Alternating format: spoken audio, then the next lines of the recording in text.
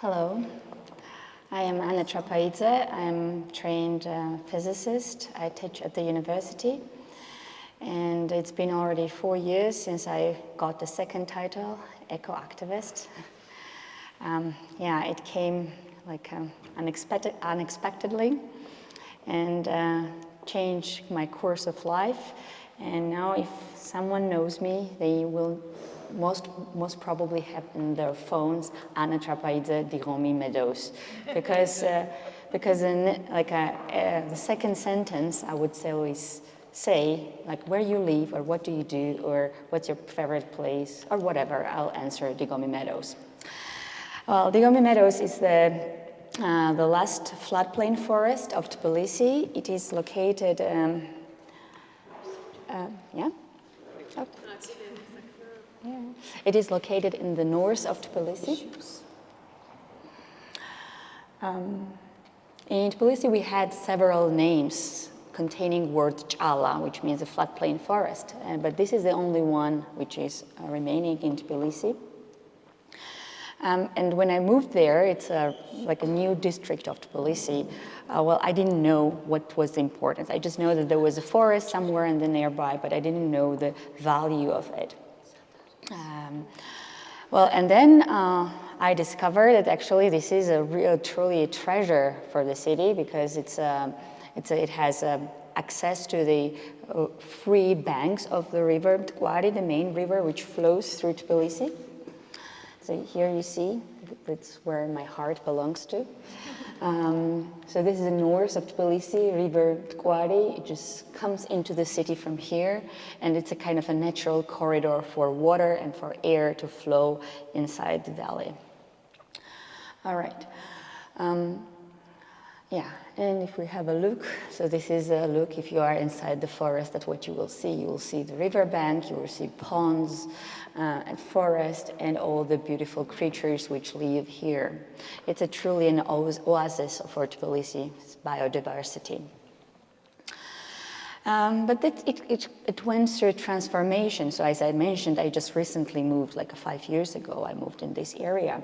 Because before it was not developed in Tbilisi as a floodplain, it had an important meaning for the city as the lungs or the kidneys for the liver. It had to clean the water, clean the air, and most importantly, be a flood protection zone for the city. So as river comes into the city, so this is kind of an area where it can relax if there's a flooding event. So that's how saving or giving some time for the residents inside the city center to evacuate or take some other measures. So this place is one to be flooded. That's why it was not constructed in a Soviet era and remained as a green field for a very long time. But as we saw, as Anna-Lena's presentation, so now it's a big hunt on our natural resources, last remaining resources for to construct, to gain some profit for it. And they looked and they saw this green space and say, okay, why is it green? Why is it not constructed? Let's construct. And the first infrastructure which came here was benign, let's say, Olympic sports infrastructure in 2014 for 2015 Olympiad, Youth Olympiad. And then the construction just spread and it just accelerated. And this is a recent, well, it's an image, satellite image on the right, which shows state of the area in 2021. So I started being involved in this case from 2020, March of 2020. That's when the pandemic started, and I had relatively more time to stay home and explore the area where I was living. And well, I discovered some unimaginable stuff going on. So what was going on, what we saw, which was a sand and gravel extraction on a very large scale. We saw also processing and logistic associated to this extraction and the processing. And then we also saw together, chained with us, large-scale construction waste dumping. And basically in front of our eyes, whereas we couldn't exit our homes because it was pandemics and we had to stay home.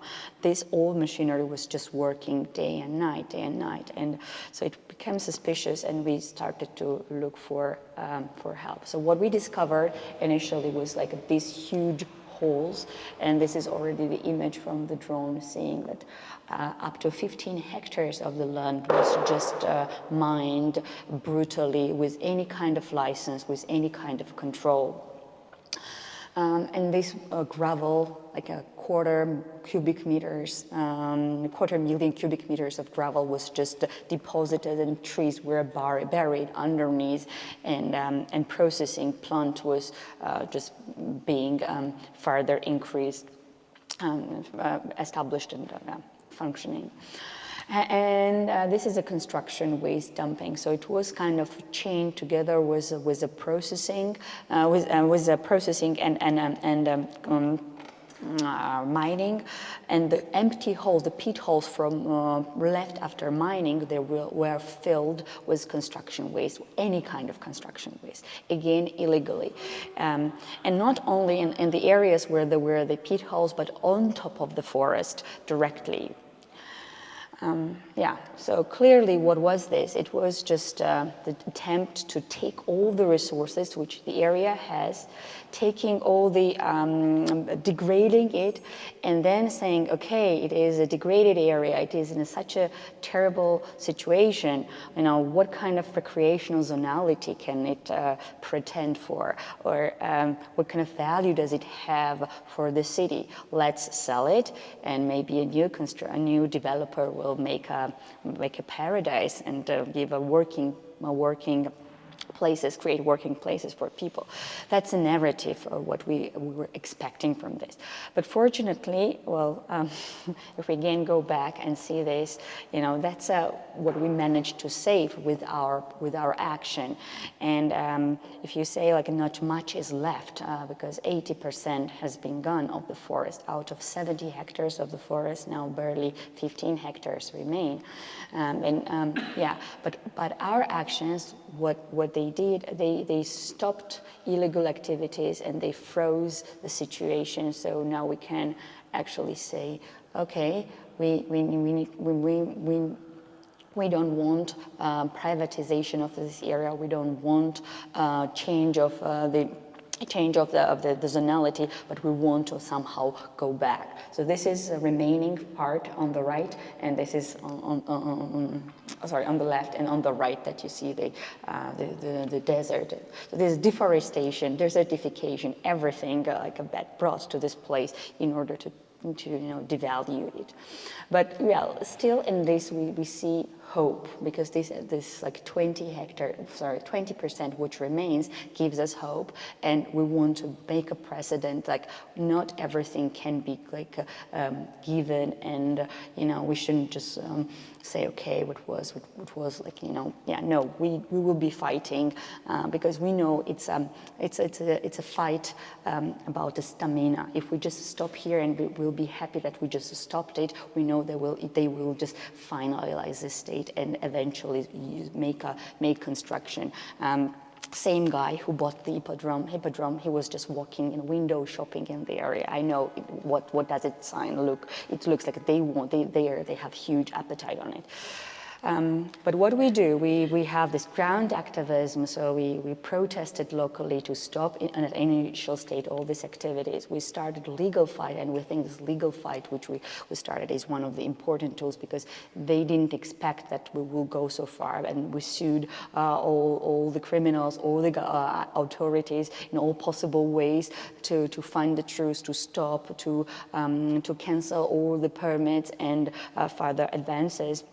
We made some kind of a research document so we can go with this, and then, so these are the documents which show what kind of degradation was there, but what kind of value is there as well. So with this document, we went to each and every office possible.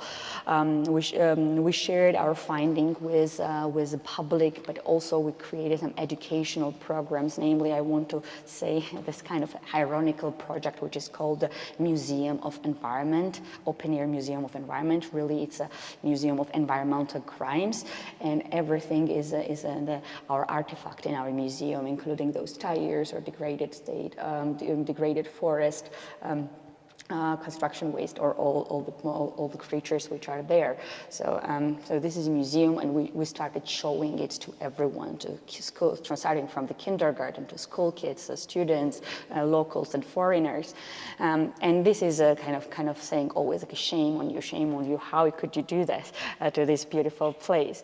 Yeah, many people visited on different occasions, and including we brought also to the place the donor who is known to finance park projects in Tbilisi. This is Asian Development Bank. So first we presented to them our research documents. I think this is what's happening in Dighomi Meadows, and we showed them around, and we said that they have to, if they are going to finance anything, any park in this area, they have to look at the whole area and not just a small part of it, because initially there was a promise that like up to 8 hectares some kind of park would be there, but we said no, not 8 hectares. It's just peanuts compared to the whole area and all the value. So we managed to get the attention of Asian Development Bank and then get them on board together with Tbilisi Development Fund, which is an intermediary between the Tbilisi City Hall. So you might be wondering what Tbilisi City Hall is doing. They're responsible to take care on this area. Nothing, answer is nothing, no protection, no investigation, no responsibility at all. But with involvement of supervising donors, we managed to somehow get attention also of some people from Tbilisi Development Fund, and together we so last year there was a study taken and a strategy developed for the development of or rehabilitation of Dighomi floodplain, which actually included more area than we initially wanted to fight. It's both banks of the river, so more than 2 hectares. And this study initially identified all the weaknesses, and they said, but they gave the hope that it can be rehabilitated, and more than 100 of hectares of a forest can be rehabilitated on both sides of the river. So this is a very good hope. Yeah, so that they made some sketches, they studied different forest states and cut down in different segments for different reasons, but they assure us that they want to maintain as much recreational space as possible. But this document, we had like 4 public hearings for this document to be made throughout the process, but it's not finalized. We don't have a final say from the City Hall, because it's basically this document has everything what we wanted initially. So it really takes in a central point the riparian forest, the floodplain forest. So we don't know what the City Hall whether the City Hall will approve it or not. So it's kind of a black box for now. And even if they approve, this document has like a very low how to say hope. I mean, we don't have hopes that it will be implemented, because we've seen many good projects being done throughout the past 10 years, but they are still lying on the shelf. So we don't want this, so we don't really trust it. And still it means that we need to keep fighting, keep talking about our problem and pushing them. Whether it's a current city hall and city mayor, or next year we're going to have elections. And yeah, so I think our fight just is getting started. All right, so with this, I want to thank you for your attention, and I will be happy to answer your questions later. Thank you.